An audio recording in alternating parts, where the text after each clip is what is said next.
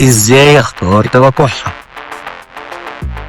دكتور محمد صلاح شبيب ان صححاتي الشتاء بدأ، والشتاء وبلاويه واللي بيجرى فيه ورشح وبرد وعطس يسلم رشح وبرد وعطس، ودي ادوار بنسميها باك تو باك، الادوار لازقه في بعضيها ورا بعض، ادوار النزلات البرد العاديه، ادوار الانفلونزا، ادوار الكوفيد، ادوار الميتانيمو البشري، كل ده بينتشر في الشتاء. فتلاقي الادوار ورا بعض ورا بعض، والام تبقى محتاره مش عارفه تعمل ايه، ودي الدواء ده ولا ادي الدواء ده، وايه اسس الاختيار ان انا اخد دواء كويس.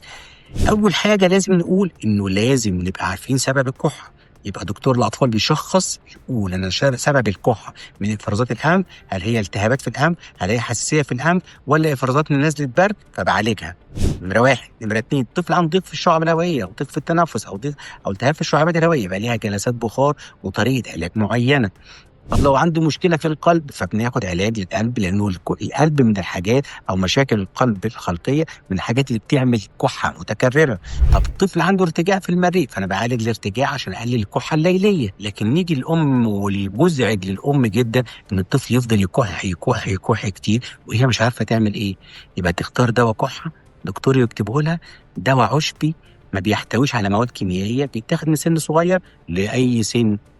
الدواء بيحتوي على الشمر، وكمان على الروز هيبس، وكمان على البروبلس الرائع اللي بيخلي مناعة الجسم تقاوم الفيروسات المنتشرة.